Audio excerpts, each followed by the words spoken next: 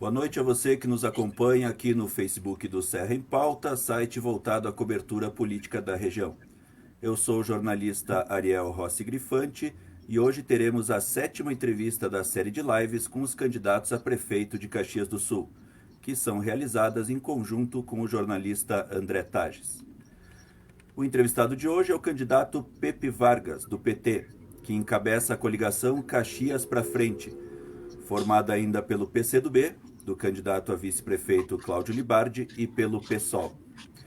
Pepe, que completa 62 anos amanhã, dia 29 de outubro, concorre pela 6ª vez ao Executivo Caxiense, tendo sido eleito prefeito 2 vezes, para os mandatos de 1997 a 2000 e de 2001 a 2004.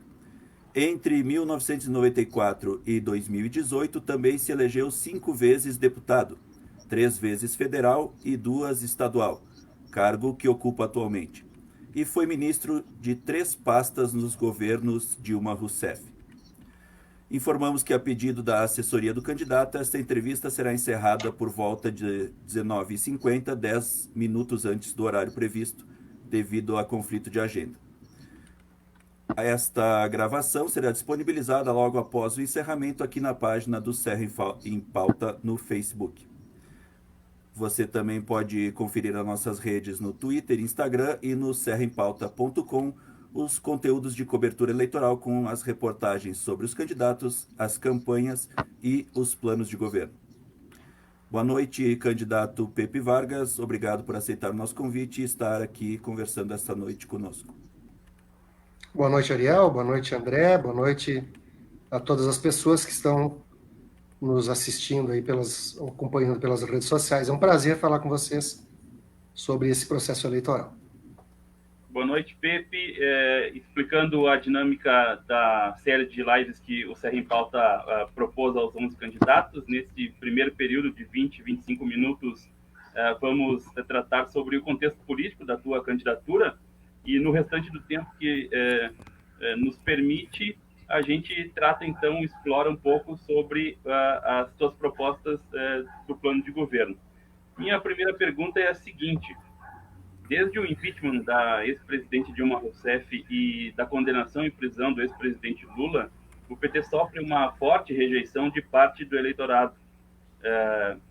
Como é que é fazer política com esse descrédito de parte da sociedade? E outra, o senhor aposta em convencer a outra parcela do eleitorado que ainda tem resistência ao PT com o argumento de votar no PEP apesar do partido? Esta rejeição é uma rejeição construída, né? Um processo político que parte dos nossos adversários políticos, mas parte também de uma parcela da mídia brasileira. Né? Porque o PMDB, por exemplo, tem pessoas envolvidas em escândalos de corrupção às pencas.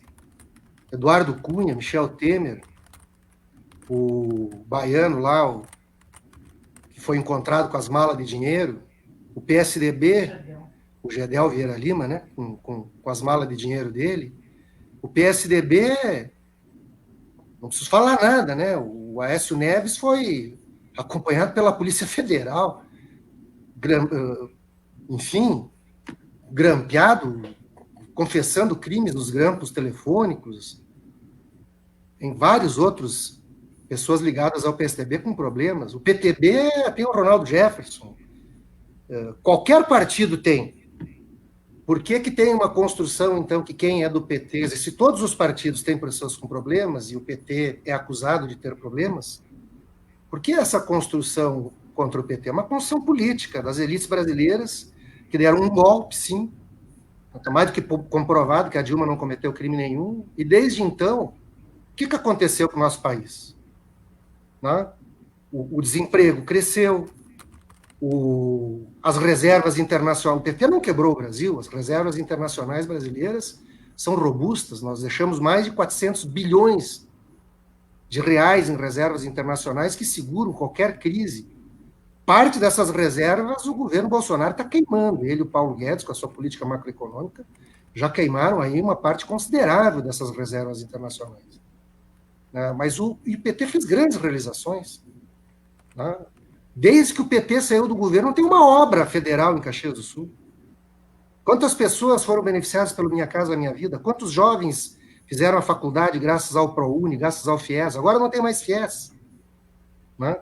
Quantas pessoas estudaram gratuitamente no Instituto Federal de Educação, que a gente trouxe aqui para Caxias? Ensino de nível médio técnico, ensino de nível superior. Né? Grandes obras feitas pela prefeitura foram financiadas com juros subsidiados pelo governo federal.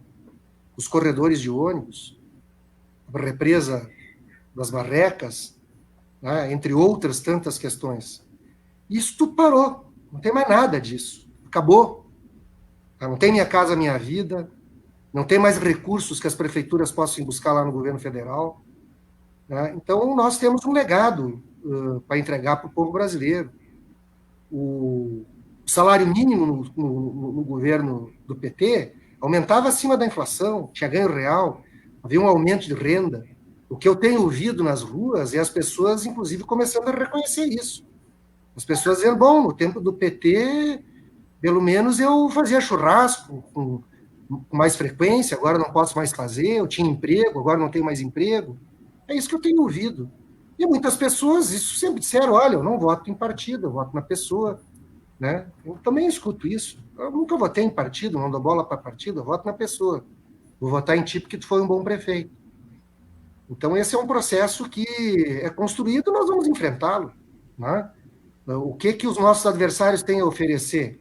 Uma reforma trabalhista que tirou dinheiro dos trabalhadores, tirou direito dos trabalhadores, uma reforma previdenciária que tirou direito dos trabalhadores, uma reforma previdenciária que manteve os privilégios das altas patentes militares, do judiciário, do Ministério Público, e ralou com o trabalhador. Então, esse debate nós vamos fazendo, estamos fazendo ele ao longo do tempo, mas cada vez mais a gente vê pessoas compreendendo o processo que nós estamos vivendo. Olha o que está acontecendo na Petrobras, por exemplo, agora. Áreas do pré-sal que têm reservas de petróleo reconhecidas internacionalmente, que valem mais de 100 bilhões de dólares, estão sendo vendidas por 4 bilhões de dólares, 5 bilhões de dólares. Se isso não é corrupção, eu não sei o que é corrupção. Né? Então, esse debate nós enfrentamos sem problema nenhum. Né? O que eu vejo é as pessoas dizendo isso, olha, vou votar em ti porque tu foi um dos melhores prefeitos da cidade, porque a saúde funcionava, agora não funciona mais, porque o meu bairro não recebeu mais obra nenhuma desde que você saiu do governo, não tem mais orçamento participativo. É isso que eu tenho escutado pelas ruas. Candidato, o reflexo dessa crise nacional do PT já se fez sentir em sua candidatura em 2016, que foi o ano do auge da crise com o impeachment da ex-presidente Dilma Rousseff, quando o senhor, mesmo sendo um nome consolidado perante o eleitorado caxiense, sequer chegou ao segundo turno. Inclusive, muitas pessoas se mobilizaram numa votação ao candidato Daniel Guerra sob a justificativa até de impedir a sua chegada ao segundo turno. Por que o senhor acredita que desta vez pode ser diferente e pode vencer a eleição? Porque as pesquisas mostram isso, porque a gente sente isso nas ruas, e porque, vamos lá, o que aconteceu em 2016? Na véspera da eleição, aquele cidadão chamado Sérgio Moro, que era um político travesti de juiz, ele liberou uma delação, uma suposta delação premiada do ex-ministro Palocci, né, na véspera da eleição. Bom, óbvio, ali, naquele momento, nós tivemos uma queda, aproximadamente, na época, de 8% a 10% na nossa intenção de voto, o que as pesquisas mostravam na época. O que aconteceu depois de um ano? Não, a delação premiada dele não tinha nada consistente, não foi aceita pelo Poder Judiciário, nem a Lava Jato aceitou a delação premiada do Palocci, mas serviu para fazer palanque eleitoral contra o PT, não só aqui em Caxias, em vários outros lugares do Brasil. Então, essas questões as pessoas também já estão percebendo, né? Muita gente percebendo isso. Candidato, no segundo turno da última eleição, o PT decidiu não dar apoio formal nem ao então candidato Daniel Guerra e nem a Edson Nesto. Uma resolução do partido dizia, abre aspas, compreendemos as manifestações de eleitores que votaram na nossa candidatura no primeiro turno e agora votarão em Daniel Guerra para impedir a vitória do continuismo. Fecha aspas. No ano passado, a vereadora Denise Pessoa votou contra o impeachment de Guerra. Se o senhor chegar no segundo turno e a candidatura do Júlio Freitas, que é o representante do ex-prefeito Daniel Guerra, não chegar, o senhor espera essa migração de votos de parte do eleitorado do ex-prefeito Guerra? Olha, a maioria da população de Caxias não concordou com o impeachment do Guerra. Eu não concordava com o programa, com o governo dele, tinha divergência com o governo dele, mas até hoje não descobri qual é o crime mesmo que ele cometeu, que foi um golpe. Porque essas coisas têm que ser chamadas pelo nome que elas são. Houve um golpe contra um prefeito eleito pelo voto popular. O jeito de derrotar um prefeito com o qual as pessoas não concordam é derrotá-lo nas urnas, é deixar o povo decidir. E não os vereadores irem lá construir uma maioria e derrubar um governante eleito pelo voto popular. Isso é antidemocrático. Aliás, isso virou moda, né, no Brasil. Agora querem tirar... Eu não concordo com o prefeito Marquesão lá de Porto Alegre, mas qual é o crime que ele cometeu mesmo? O prefeito de Farroupilha, qual é o crime que ele cometeu mesmo? Né? Então virou meio moda, assim. Então cria uma maioria de vereadores, derruba um governo e põe lá um governo que não foi eleito pelo voto popular. Não tem, inclusive, legitimidade para governar. Né? Então nós tivemos uma posição contrária ao impeachment do Guerra, porque para nós a democracia é uma questão fundamental, ela não é um discurso de ocasião. O que eu estou vendo aí é que tem muitos partidos políticos que a democracia virou um discurso de ocasião. Democracia é quando lhes interessa, quando não lhes interessa, não cumprem os preceitos constitucionais, e como aconteceu. Nós não apoiamos o Daniel Guerra por uma razão muito simples, no segundo turno de 2016, porque discordávamos do programa dele. E não apoiamos o Edson Nespolo, porque como é que nós íamos apoiar alguém que disse todas aquelas barbaridades contra nós? Aliás, o Nespolo construiu a sua própria derrota. E o que a gente ouvia era as pessoas, os nossos eleitores, eu não estou falando dos filiados no partido, né? Os filiados do partido seguiram a orientação do partido. Mas o nosso eleitorado, as pessoas que têm a tradição de votar em nós, diziam o seguinte: não, eu não vou votar nesses caras, esses caras xingaram a gente aí, coisa e tal, vou votar no outro para derrotar eles. O que a gente mais ouvia era isso. E foi o que aconteceu, né? O Nespolo fez menos votos no segundo turno que no primeiro. Mas isso não é pouca coisa. Então, também aconteceu esse processo, né?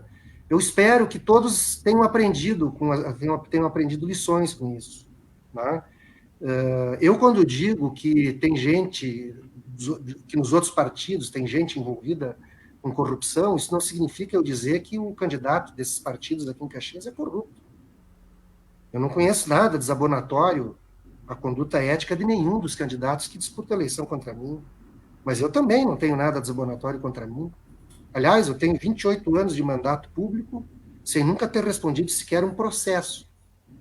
Aliás, eu respondi um processo quando era vereador, porque os vereadores naquela época interpretaram a lei e acharam que podiam dar um aumento de 99% para os vereadores, para o prefeito e para o vice. E eu disse, olha, não houve nem votação, foi uma interpretação de uma lei anteriormente votada.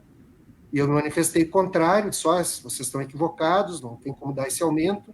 Mesmo assim, resolveram dar o aumento, eu pedi para não depositar na minha conta, aí depositavam, aí eu fazia um documento de arrecadação de receitas municipais e devolvia a diferença do 99% de aumento, que dobrava o salário, praticamente devolvia aos cofres públicos.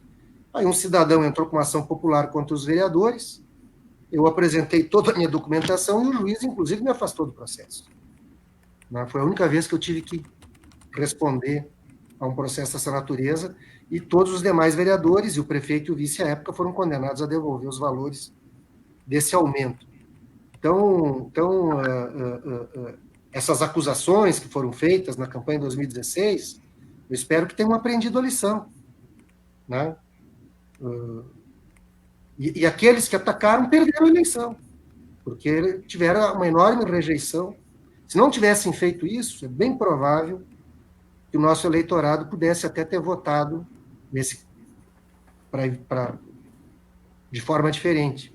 Então, espero que tenham aprendido a lição, espero que a gente tenha uma eleição limpa, sem acusações infundadas, sem fake news, sem coisas do gênero. Algumas coisas acontecem nas redes sociais, né? Infelizmente, não deviam acontecer, mas acontecem. E a gente debate os problemas de Caxias, né? As pessoas... E é também uma tática, né? Desse pessoal aí que ficou anos na prefeitura, também é uma tática. Em vez de querer discutir os problemas de Caxias, querem discutir outros problemas. Tá? Como é que vão justificar que governaram tanto tempo e não resolveram o problema da educação infantil? Que a saúde piorou? Não adianta, vão querer dizer que é tudo culpa do ex-prefeito que sofreu impeachment. Mas tem um problema acumulado nessa cidade que vem de tempo. Por que a prefeitura não se modernizou tecnologicamente? Por que as pessoas têm que... Por que tem essa burocracia hoje dentro da prefeitura? Por que não tem nada digital dentro da prefeitura? Hoje em dia as pessoas fazem tudo aqui, ó. Prefeitura, tu não faz nada aqui. Em 2013, quando eu era ministro do Desenvolvimento Agrário, eu fiz o processo de certificação digital dos imóveis rurais do Brasil, de todo o Brasil. Era analógico também, as pessoas tinham que levar um processo no escritório do INCRA, na capital do estado, os 27 estados da federação, virou tudo analógico, virou tudo digital, me desculpem, nada no papel, a pessoa não precisa nem sair de casa, só contrata quem faz o georreferenciamento, coloca no sistema. Isso em 2013. E a Prefeitura de Caxias do Sul, o que fez exatamente para se modernizar tecnologicamente? Cidadão que tem uma agroindústria lá em Vila Oliva tem que tirar uma nota fiscal eletrônica, até imprime, depois tem que trazer presencialmente aqui na prefeitura. Cidadão que quer pagar um ITR lá no interior, tem que vir no sindicato aqui, no centro, pagar o ITR e depois levar na prefeitura. Gasta mais de gasolina do que ITR que ele paga. Tá? Nós vamos modernizar tecnologicamente a prefeitura, não é possível que a prefeitura... As pessoas... Tem que ir à prefeitura para resolver um problema, que demora 90 dias, como demorava até poucos dias atrás, para fazer uma guia de TBI. Que para abrir uma empresa é um inferno, que as pessoas acabam indo instalar sua microempresa em Farroupilha e Flores da Cunha, porque a prefeitura tem uma burocracia e não se modernizou. Então, aí não querem... Então, não discutir esses problemas é uma estratégia. Põe o debate nacional em vez de discutir as questões locais também.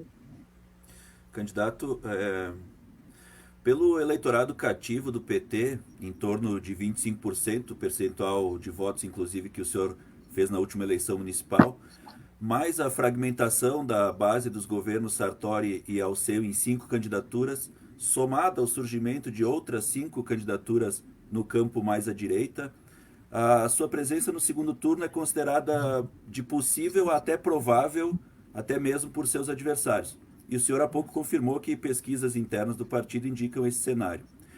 No caso disso se consolidar, qual será o seu posicionamento quanto à busca de apoios e alianças para o segundo turno? Olha, eu acho que é cedo para falar nisso, Ariel. O que ocorre é o seguinte, eu tenho dito para as pessoas que eu fui prefeito, então as pessoas podem medir o meu trabalho, o nosso trabalho, porque a gente foi governo, eu terminei meu governo com 92% de aprovação. Significa que até quem não votou em mim acabou concordando que a gente fez um bom governo. Então, é isso que a gente tem dito. E temos apresentado propostas para o presente e também temos uma preocupação com a construção do futuro da nossa cidade. Temos apresentado propostas para isso. Mas é evidente que a gente tem, num momento em que... eu considero que Caxias andou para trás nos últimos anos. Nós colocamos o nome da nossa coligação Caxias para frente, porque nós entendemos que a nossa cidade andou para trás. E a responsabilidade pela nossa cidade ter andado para trás não é só do último prefeito. O problema já vem de mais tempo. Então, nós vamos procurar, acima de tudo, apresentar nossas propostas. Se tiver algum setor de qualquer outro partido que concordar com essas propostas programáticas, nós podemos conversar. Mas eu creio que a questão central hoje em dia, Ariel, sequer é uma soma de partidos, Teve no passado aí uma administração que tinha 22 partidos. Aí a prefeitura tinha 150 cargos de confiança, para acomodar tudo isso, pulou para quase 300 cargos de confiança. Então, não penso que essa questão de somatório de partidos é a questão central hoje no processo eleitoral. Acho que o eleitor ele está procurando alguma coisa mais segura. não quer uma aventura, não creio que o eleitor vai fazer apostas em aventuras, porque a situação está tão difícil que o pessoal quer um voto com mais segurança. É o que eu tenho ouvido das pessoas. É o que eu tenho ouvido das pessoas. Por favor, pode completar. Não, é isso. Candidato, a partir de agora, então, a gente dá início à segunda parte da entrevista, que são sobre as propostas. O senhor acabou de dizer que tem feito isso, né, apresentado propostas à comunidade durante a campanha. Minha primeira pergunta com relação à saúde: a cidade conta com duas unidades de pronto atendimento, duas UPAs. A central, a da Zona Norte, elas são administradas foram terceirizadas na gestão passada, e no seu plano o senhor propõe a instalação e funcionamento de unidades de saúde. Que tipos de unidades seriam essas e aonde o senhor pretende instalar? Olha, esse assunto, com modéstia à parte, eu entendo, porque eu sou da área da saúde, eu sou médico, sou profissional de saúde. É um equívoco começar a discutir a saúde da cidade pela urgência e emergência, né? Porque quando a gente fala de UPA, nós estamos falando de unidade de pronto atendimento, estamos falando de serviço de urgência e emergência. Saúde nós temos que começar discutindo pela atenção básica à saúde, as unidades básicas de saúde. Elas precisam ser fortalecidas, a estratégia de saúde da família tem que ser implementada com mais vigor.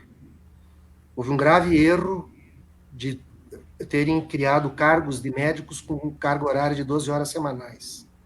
Então, hoje até tem médicos. Então, teve períodos aí que nós tivemos unidades básicas de saúde sem médicos. Hoje até tem. Mas como a carga horária é pequena, não se garante consultas para todas as pessoas. A primeira coisa a fazer é mudar isso. Nós temos que aumentar a carga horária e não diminuir, para que haja um número de consultas adequadas. Nós vamos acabar com essas filas nas unidades básicas de saúde sem gastar praticamente um centavo, porque é só organizar o serviço, marcar consulta por internet ou marcar consulta por telefone. Isso é barbada de fazer. Mais complexo é acabar com as filas das consultas especializadas e dos procedimentos de alta e média complexidade, que já estavam represados, já tinha uma fila muito grande, e com a pandemia essa fila vai aumentar.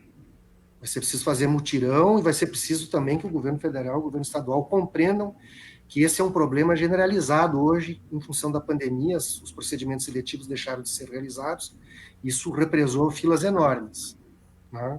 Mas nós temos a determinação de usar recursos próprios da prefeitura para reduzir essas filas, né? Bom, e aí sim, vamos para as unidades de pronto atendimento, né? Tem lugares que vai ter que construir novas unidades básicas de saúde. Eu considero um atraso, um retrocesso, a gente voltar a ter unidade básica de saúde funcionando em prédio alugado. Uma unidade básica de saúde como já diz o nome, tem que ter se não é qualquer prédio que comporta. Quando tu aluga um prédio, tu vai fazendo improvisações, né? Teve aí um surto de Covid de uma das unidades básicas de saúde dessas alugadas, porque tiveram que fechar ela, porque não tinha ventilação adequada. Então tem que construir unidade básica de saúde, não ficar alugando prédio e fazendo improvisação. Quando eu assumi a prefeitura em 97, nós tínhamos unidade básica de saúde que funcionava em porão de casa. E nós construímos as unidades básicas de saúde novas e Caxias não tinha mais esse improviso. Voltou a ter esse improviso.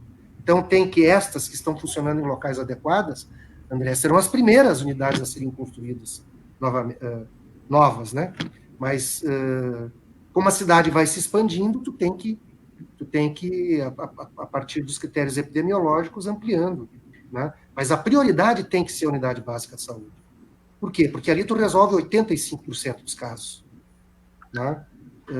E, consequentemente, tu não tem a tua unidade de pronto atendimento lotada de gente se tu faz a atenção básica à saúde de forma adequada.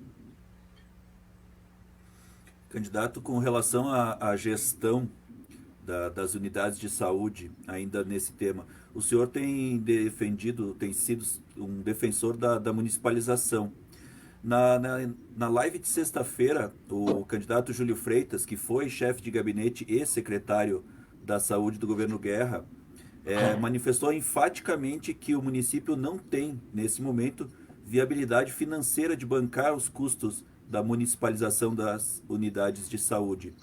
Como o senhor pretende viabilizar esse modelo com que investimento e também enfrentar o problema da falta de médicos que ocorre nessa gestão municipalizada? Olha, não é verdade que o município não tenha recurso para fazer frente a isso. É porque a terceirização custa dinheiro também. Em geral, até custa mais caro. Porque tu tem que pagar a taxa de administração da terceirizada que faz o serviço. Então, a terceirização serve para quê? Serve para tu ter uma alta rotatividade de mão de obra, consequentemente, teus recursos humanos nunca estão totalmente capacitados dentro do modelo tecnoassistencial que tu quer implementar, né? E por isso que as terceirizações na área da saúde, elas têm sido, inclusive, fonte de muito problema no Brasil afora. Se vocês olharem esses escândalos que aconteceram agora durante a pandemia, de corrupção envolvendo hospitais de campanha, isso é tudo terceirizado, gente. Então, essas terceirizações são muito perigosas. Aliás, já teve um problema na terceirização aqui, que eles diziam que a empresa, que eles não podiam pagar a empresa por causa que a empresa estava fazendo errado. Não foi isso que aconteceu? Não foi por isso que eles trocaram quem fazia a gestão lá em cima? Então, a gestão tem que ser uma gestão pública, eficiente, o recurso orçamentário existe, ele tem que ser priorizado para a saúde, porque a saúde será a prioridade do nosso programa de governo. Aliás, a população na rua quer que a saúde seja priorizada. Não é só nós que queremos colocar a saúde como prioridade. Eu vejo a população dizendo que a saúde tem que ser prioridade. Já foi prioridade quando eu fui prefeito e será prioridade novamente, né? E recursos existem. Basta alocá-los de forma adequada. A prefeitura gasta muito dinheiro à toa. Por exemplo, nós temos que... eu falei de que não se modernizou tecnologicamente, mas a prefeitura recentemente colocou lá um modelo de prontuário eletrônico, mas um prontuário eletrônico que, pelo que eu falo com o pessoal que é da área da saúde, que trabalha, me dizem que o prontuário não é bom, que gastaram muito dinheiro num processo que não é adequado. Esse prontuário eletrônico fica só lá na UBS, não tem ligação com outros serviços. Isso também pode reduzir custos. Candidato, no seu plano de governo, o senhor propõe a ampliação de vagas da educação infantil, principal, e também a qualificação dos espaços e construção de escolas, onde a demanda está reprimida. Até haver essas construções, como o senhor pretende atender essa demanda? Fazendo convênios com entidades sem fins lucrativos que atuam nessa área, e também fazendo o edital de licitação de compra de vagas, mas principalmente evitando a judicialização, porque a prefeitura gasta muito dinheiro hoje por não prever as vagas necessárias, e aí as pessoas entram na justiça, e aí fica mais caro para a prefeitura, né? Então isso também vai economizar recursos. Agora, veja bem, nós estamos falando de uma coisa que é uma obrigação legal, né? Já fazem alguns anos que a educação infantil passou a ser uma obrigatoriedade. 4 e 5... No período que eu fui prefeito, não era obrigatoriedade a educação infantil, era dos 6 aos 14, ensino fundamental. Agora nós temos a educação infantil, que é 4 e 5 anos, e o fundamental, que vai dos 6 aos 14. E isso é obrigação da prefeitura, garantir vagas a todos que queiram vagas, e a prefeitura de Caxias não garante. Como é que se justifica que faz 9 anos que tem famílias indo morar lá no Campos da Serra, e em 9 anos a prefeitura não se dignou a construir uma escola no Campos da Serra, gastando uma fortuna com o transporte escolar, porque tem que pagar o transporte escolar daquelas crianças para elas irem estudar em outros bairros. Então tem aí uma falta de planejamento, né? Tem várias escolas que estão interditadas e a prefeitura tendo que alugar espaços, porque não foi feita a manutenção adequada das escolas, porque acabaram com praticamente a viabilidade da autonomia financeira das escolas, porque não reajustaram nunca mais praticamente a autonomia que foi criada na nossa administração, e aí as direções das escolas tinham recursos com mais agilidade para fazer as pequenas reformas, aí esse dinheiro escasseou, não fizeram as pequenas reformas, a prefeitura também não fez, e aí vai ficando um problema cada vez maior e cada vez mais caro de resolver. Então tem muita má gestão, com todo respeito, muita falta de gestão, e com isso se desperdiça muito dinheiro. Então, eu fiz 11 escolas novas de saúde em 8 anos, quando eu fui prefeito, e 18 unidades básicas de saúde. E era um período de crise. Não pense que era a época de vacas gordas, como se diz. Eu fui prefeito de 97 a 2004. Em 98, o Brasil quebrou. Não tinha dinheiro para pagar seus compromissos externos. Teve que pedir um financiamento ao Fundo Monetário Internacional. Em 2002, ele quebrou de novo. Teve que, de novo, pedir empréstimo ao Fundo Monetário Internacional. Não tinha nenhum programa, além das transferências constitucionais, que tu pudesse pegar algum recurso do governo federal para fazer qualquer coisa. A gente tinha que se virar com as transferências constitucionais, com os tributos arrecadados pela prefeitura, e a gente fez muita coisa. Né? Hoje também é um momento de crise. Né? Eu sei que será difícil, mas eu também sei que mesmo em períodos de crise, a prefeitura tem condições de fazer determinadas coisas. É preciso priorizar os recursos para aquelas coisas que são mais importantes. Se não tiver dinheiro para fazer um asfalto novo, eu não vou fazer o asfalto novo, mas eu não vou deixar dinheiro faltar na saúde. Esse é o nosso compromisso. E nem na educação. Educação e saúde, para mim, são questões fundamentais. O nosso programa de governo é questão fundamental. A gente pode deixar de fazer alguma outra coisa, fazer ou atender com mais tempo outras coisas. Mas a saúde e a educação, pelo amor de Deus, se a prefeitura não faz a saúde e a educação de forma adequada, então para que serve? Candidato, nós estamos com 31 minutos de transmissão.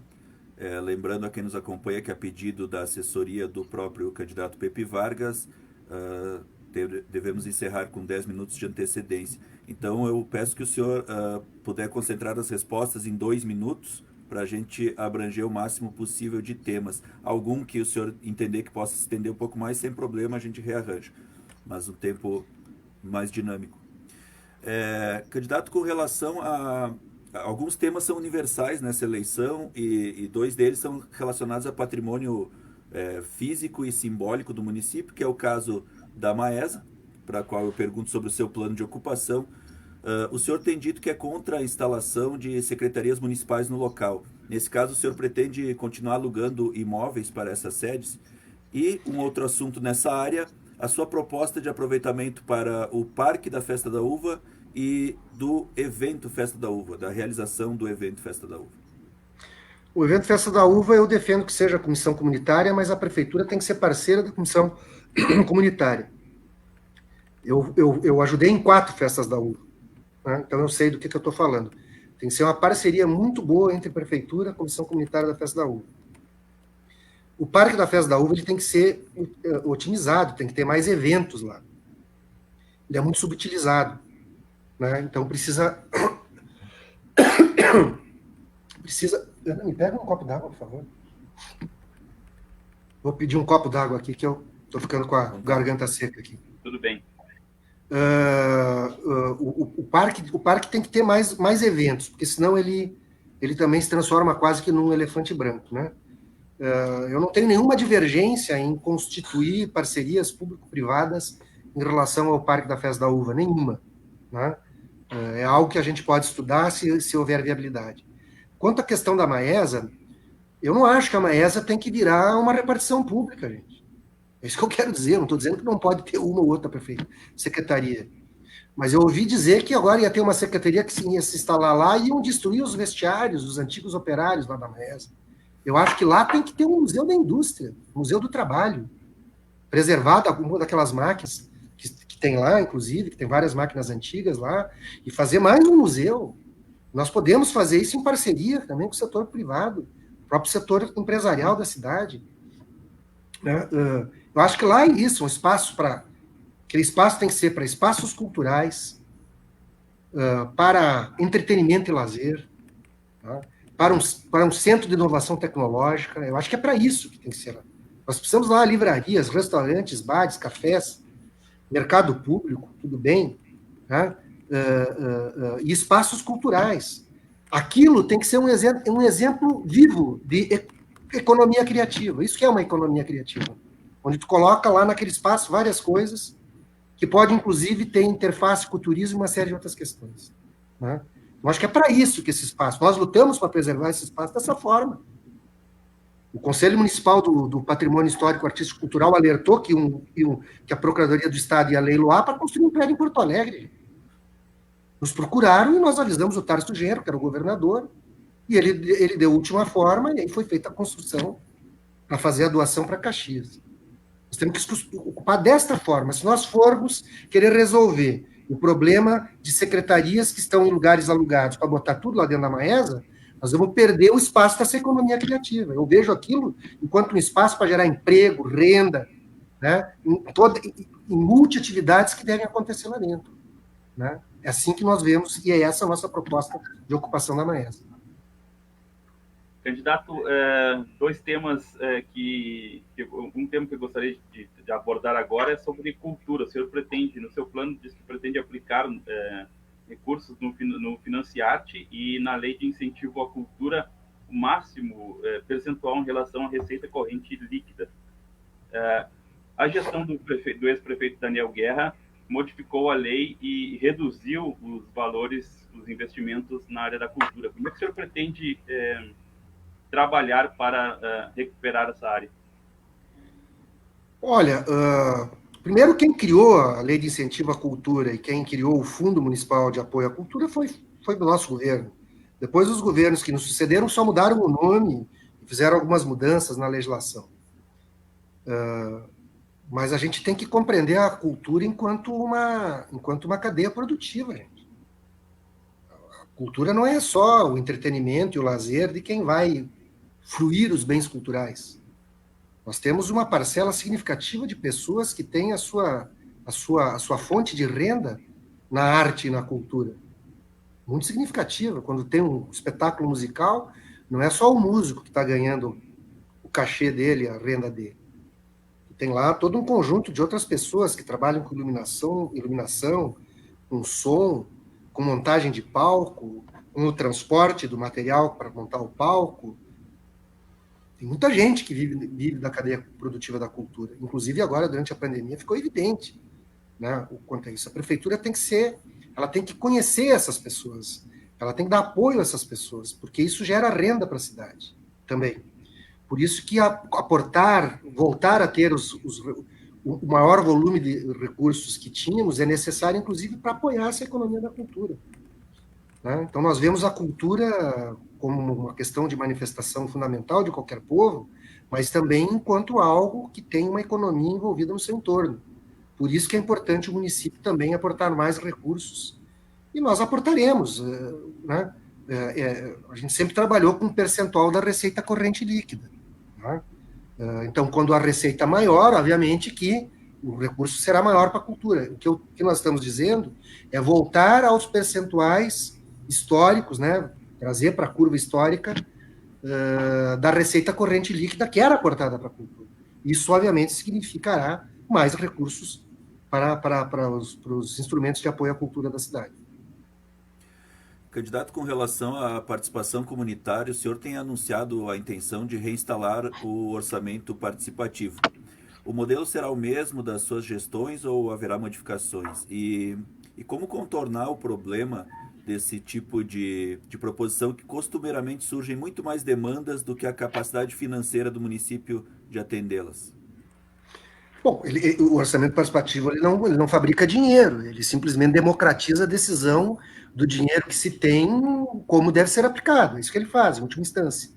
Né? Se apresenta o que é os recursos possíveis de serem investidos na cidade e o processo de participação popular define as prioridades dos investimentos. É isso que ele faz. Né? Sob esse ponto de vista, ele é muito importante, inclusive, para as pessoas compreenderem, né, como é que funciona a máquina pública, como é que é também, que as pessoas entenderem melhor a composição da receita, compreenderem melhor a questão dos tributos municipais. Né? Eu lamento que ele tenha sido extinto. Né? Ele começou a ser esvaziado com o orçamento comunitário, cada vez tinha menos recurso para o orçamento comunitário decidir, e cada vez mais a prefeitura decidia sozinha onde aplicar os recursos, e até que chegou o ponto que acabaram, não tem mais. Né? Nós vamos retomar, sim. Mas nós temos uma outra possibilidade agora, mais ampla, de aperfeiçoá-lo, né? Até porque ele começou de um jeito e terminou de outro. Começou sendo só orçamento participativo e, no fim, já era um processo de planejamento participativo. Nós começamos só com plenárias regionais, por local de moradia, evoluímos para plenárias temáticas, né? Por exemplo, em temáticas da cultura, do esporte, do lazer, a temática do desenvolvimento econômico, temática do desenvolvimento urbano, só para falar de algumas questões. Então, acabou sendo um processo mais de planejamento participativo que a gente quer retomar.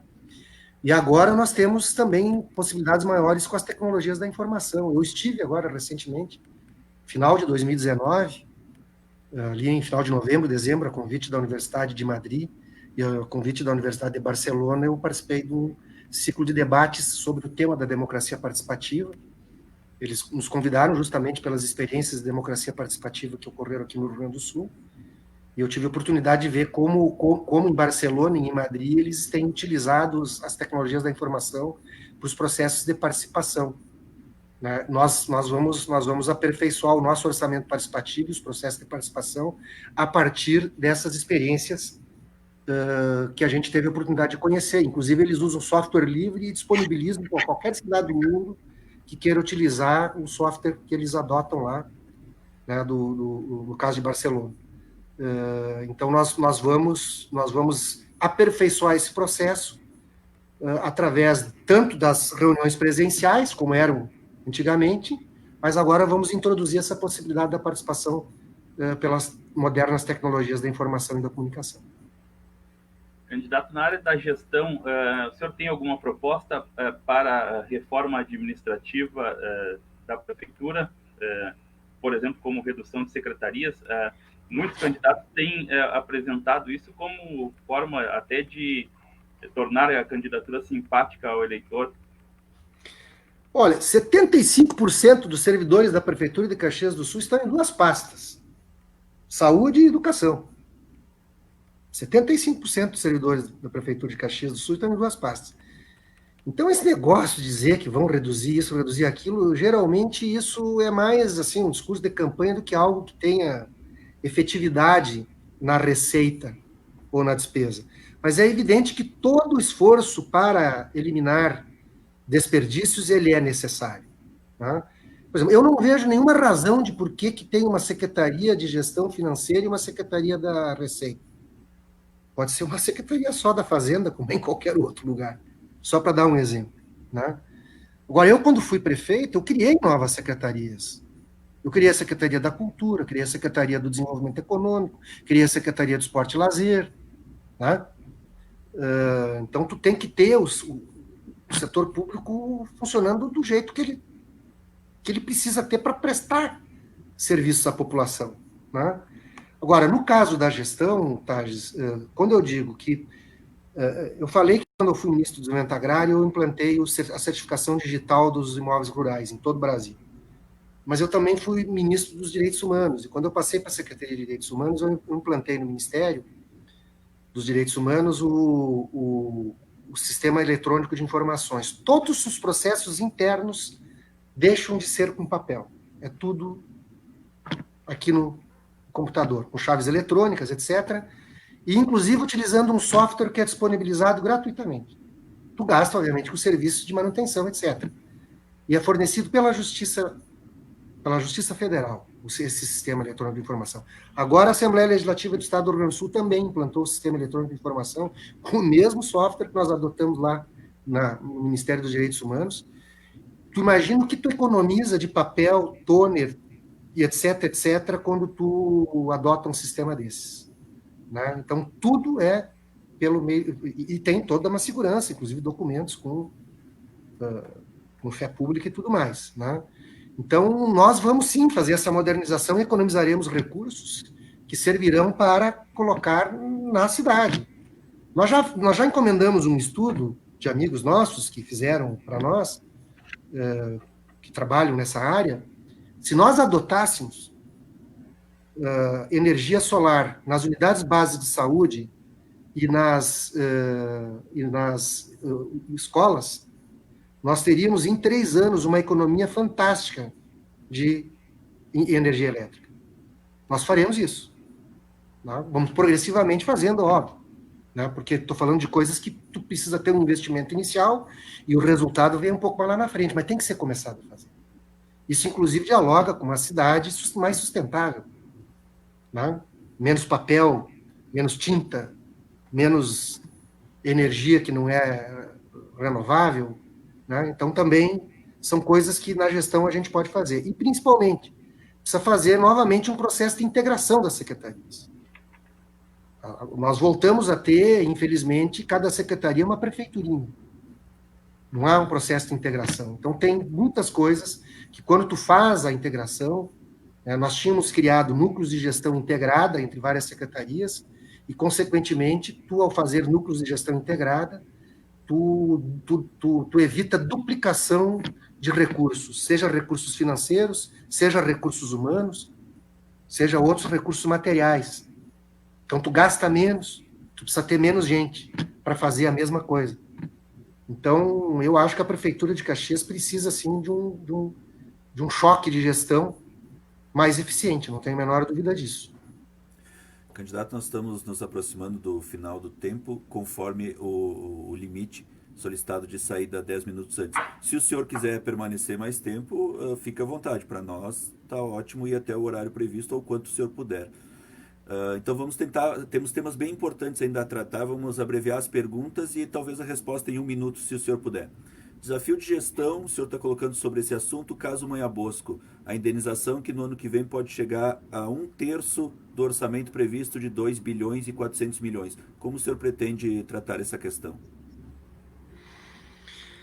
Bom, tem várias formas, tá? Primeiro, ainda não foi votado, mas deve ser votado, espero que seja votado o mais rapidamente possível, uma lei complementar, fruto de uma emenda constitucional que foi votada em 2009, tratando desse tema dos precatórios judiciais, que isso aí vai virar um precatório judicial.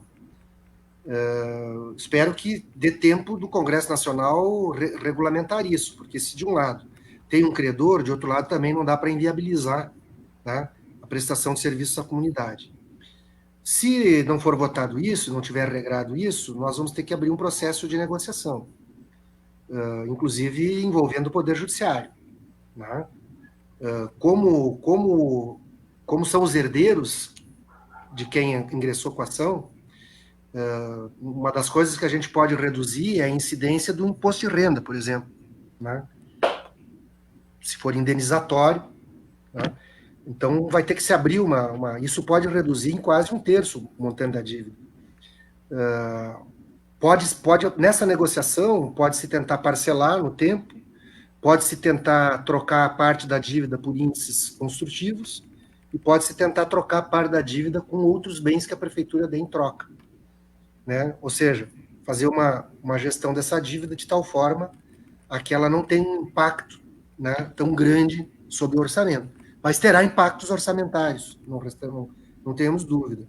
Eu diria que até é bom que venha logo, que cesse logo esse processo, porque hoje a prefeitura, os juros compensatórios são muito mais elevados do que os juros que incidem sobre um precatório que já tá definido. Né? Cai pela metade, mais da metade, a incidência de juros depois que o precatório está constituído, antes dele ser constituído pelos chamados juros compensatórios. Então, como tudo indica que a coisa está indo ao fim, talvez até seja bom que chegue ao fim, porque senão essa conta vai aumentando cada vez mais. Candidato, a pandemia, a crise na área da saúde, ela aumentou o desemprego na cidade. Qual a sua proposta para tentar recuperar os padrões que estavam antes dessa crise da pandemia? É que o padrão antes da crise, no que diz do desemprego, já era um horror, né? Porque antes da crise nós já tínhamos perdido 33 mil postos de trabalho em Caxias. Na crise aí da pandemia foram mais 7 mil aproximadamente. Precisa uma nova política econômica, né? Uma política macroeconômica que estimule o investimento privado, que permita investimento público e que dê crédito subsidiado para quem queira fazer investimento nesse país. Esse é o jeito para gerar emprego no Brasil. Bom, mas enquanto isso não vem, o que a prefeitura pode fazer? Ela pode fazer muita coisa.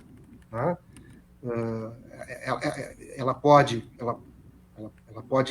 fazer várias coisas em parceria com o setor privado e pode fazer várias coisas diretamente. Por exemplo, nós vamos criar um programa de estímulo ao primeiro emprego para os jovens, porque o desemprego na juventude é mais do que o dobro do desemprego da população que não é jovem. Isso implica necessariamente algum estímulo financeiro para a empresa que der o primeiro emprego para o jovem. É lógico que nós não estamos dizendo aí que serão milhares e milhares de jovens que serão atendidos, mas alguns jovens nós teremos condições de atender. Nós vamos isentar do pagamento de qualquer taxa e vamos isentar de tributos municipais toda nova micro e pequena empresa que se instalar em Caxias do Sul. E, principalmente, tem que sentar com os setores empresariais e pactuar ali uma mudança dos processos internos na prefeitura para agilizar a possibilidade de novos empreendimentos se instalarem, porque hoje é muito demorado para uma nova empresa poder se instalar. Então, tem que desburocratizar esse processo. E nós vamos querer fazer parcerias para um polo de inovação tecnológica. Quando eu fui prefeito no passado, nós fizemos muitas parcerias. A Autotrônica, por exemplo, que é um processo de capacitação profissional fundamental, né? A Autotrônica foi parceria da Universidade, da Prefeitura, do Cimex e do Sistema S. A Incubadora Tecnológica, que existe até hoje, foi parceria da Prefeitura, do Governo do Estado, da Universidade, né? A Agência de Garantia de Crédito, parceria da Prefeitura com outras prefeituras da região, com o setor empresarial e com o governo do Estado. A Instituição Comunitária de Crédito, que existe até hoje, parceria da Prefeitura com o governo do Estado. Né? Então, é possível fazer coisas mesmo em momentos de crise. Né? Nós vamos apoiar os empreendimentos de economia solidária. Existem muitos empreendimentos de economia solidária hoje em Caxias do Sul que não têm apoio nenhum, começando, inclusive, pelos recicladores. A prefeitura sequer isenta os recicladores de uma taxa ambiental. A prefeitura tinha que, ela, ajudar eles a fazer o licenciamento ambiental. Então, essas são algumas das propostas que a gente pretende desenvolver, né, para fomentar emprego, renda na cidade. Na questão do turismo, nós precisamos estimular que hajam empreendedores que queiram empreender em empreendimentos turísticos, porque a prefeitura não vai ser o capitalista que vai investir no turismo. Nós precisamos de alguém que tenha capital que queira investir em atrativos turísticos, sim. O que nós podemos fazer é fazer empreendimento, fazer a parte que é pública, os museus, melhoria de algumas áreas da cidade. Isso sim o poder público pode e deve fazer. E principalmente o poder público pode fazer eventos e pode fazer a divulgação dos atrativos turísticos da cidade. Mas é outra questão que no nosso programa de governo a gente prevê. Né, nós estamos propondo, por exemplo, que o Fundo de Desenvolvimento Rural, que existe, está muito mal utilizado, ele seja modificado, tem que mudar a lei, obviamente, para que o Fundo de Desenvolvimento Rural possa apoiar. Ele apoiava basicamente agroindústrias, mas ele poderia apoiar empreendimentos de agroturismo. Né? Então, são propostas concretas que a gente tem colocado lá, mas eu repito aqui, nós precisamos, para que Caxias volte a ter um dinamismo maior, não depende só da prefeitura, depende também de uma nova política macroeconômica a nível nacional. Candidato, infelizmente nós chegamos ao tempo de encerramento, esclarecendo a quem nos acompanha que a assessoria do candidato solicitou o encerramento 10 minutos antes do tempo previsto devido a conflito de agenda. Tínhamos uma questão importante sobre... Pode perguntar, Ian, pode perguntar. Posso fazer, candidato? Então eu vou juntar os temas do transporte e estrutura viária. São algumas questões, o senhor responde no tempo possível. O plano fala em atualização do Sistema Integrado de Mobilidade, o SIM Caxias. Então, nesse ponto, como seria isso, prevendo construção de novas estações de integração? O senhor também menciona no plano de governo construção de estradas, pontes, asfaltos, acessos locais, estudos para construção e infraestrutura. Onde seriam isso, se já tem gargalos verificados? E o seu modelo de concessão de transporte coletivo, se é possível manter as gratuidades. Olha, por que a gente fala que tem que rever o sistema, tá? Porque esse sistema foi planejado há 20 anos atrás. As estações de integração previstas foram planejadas há 20 anos atrás, ainda quando nós estávamos na prefeitura. A prefeitura demorou muito para fazer as estações de integração, né? Precisa fazer uma nova pesquisa de origem e destino, precisa fazer uma nova pesquisa de embarque e desembarque para definir, porque talvez as estações de integração 20 anos depois não sejam mais nos mesmos locais que foram projetadas há 20 anos atrás. É isso que eu quero, é isso que a gente está dizendo que tem que rever. Né? E para isso tem instrumentos científicos para fazer isso, tem metodologias, isso não é achismo. Né? Eu falei aqui da pesquisa de origem e destino e da pesquisa de embarque e desembarque. Aliás, seria o ideal que a licitação que a atual administração vai fazer no transporte coletivo tivesse sido precedida dessas pesquisas. Né? como a atual administração está dizendo que vai fazer a licitação, né, eu espero que, pelo menos, preveja possibilidades de revisões desse contrato ao longo do tempo, porque essas coisas não foram previstas. Sequer o plano de mobilidade urbana está elaborado, né? Então, nós falamos que tem que revisar isso por conta dessas questões. Olha, o modelo de gratuidades, eu acho que não é só discutir essa questão das gratuidades. A questão toda é que há necessidade de que se discuta no Brasil uma política de subsídio para a tarifa do transporte coletivo. No mundo inteiro, o transporte coletivo urbano, ele é subsidiado, os governos subsidiam. Só que esse subsídio não pode ser só as prefeituras. Tem que ter uma política nacionalmente definida. A Frente Nacional de Prefeitos tem propostas, inclusive, em relação a isso, que está levando lá para o Congresso Nacional. Nós pretendemos nos associar a esse movimento da Frente Nacional de Prefeitos para que tenha uma política nacional que subsidie o transporte coletivo, que só o passageiro pagando, a tarifa está muito cara. E é por isso que tem evasão no sistema. E se tem gente que se evade do sistema, a tarifa vai ficando cada vez mais cara, né? Qual era a outra questão que tu tinha perguntado? As obras de infraestrutura, se o senhor já prevê algumas. Eu queria dizer o seguinte aqui, tá? A Prefeitura de Caxias tem capacidade de financiamento. Tem uma lei que define um determinado percentual da receita corrente líquida que pode ser comprometido com financiamentos de longo prazo. A Prefeitura de Caxias está gastando aí em torno de uns 3%, um pouquinho mais, talvez, da receita corrente líquida em financiamentos de longo prazo que já foram feitos. Inclusive, esses asfaltamentos do interior que estão sendo feitos agora, que vão ter que ser concluídos pela próxima administração, é um financiamento de longo prazo. Mas nós poderíamos ter aí em torno de 15%, 16% da receita corrente líquida comprometida em financiamentos de longo prazo. Então, esse terá que ser um instrumento que vai ser utilizado. Elaboração de projetos para buscar financiamentos de longo prazo para expandir a infraestrutura necessária para a cidade, né? Eu vou pedir escusas, mas, de fato, o Conflito da Agenda é um evento que a Confederação Nacional dos Bispos do Brasil está fazendo. Eles vão fazer a entrega de um documento a todos os candidatos, e agora às 8 horas, e é lá no bairro Santa Catarina, e eu demoro uns 15, 20 minutos para conseguir chegar lá. Eu já vou chegar atrasado lá, por isso eu peço a compreensão de vocês de sair um pouco antes, para não chegar muito atrasado lá. Tá ok. Certo, então. Obrigado, então, candidato Pepe Vargas. Fique à vontade para se retirar. Agradecemos por essa entrevista ao candidato Pepe Vargas, que lidera a coligação Caxias para Frente, formada ainda pelo PCdoB e pelo PSOL. Ele que foi o 7º entrevistado da sequência de lives que o Serra em Pauta vem realizando com os concorrentes à Prefeitura de Caxias do Sul. André. Pepe, obrigado pela participação de novo, uma boa noite. A gente se encontra amanhã com a 8ª entrevista com o candidato Renato Nunes, do PL. A todos uma boa noite e até amanhã. Boa noite, Ariel, boa noite, Tardes, boa noite a todos e todas.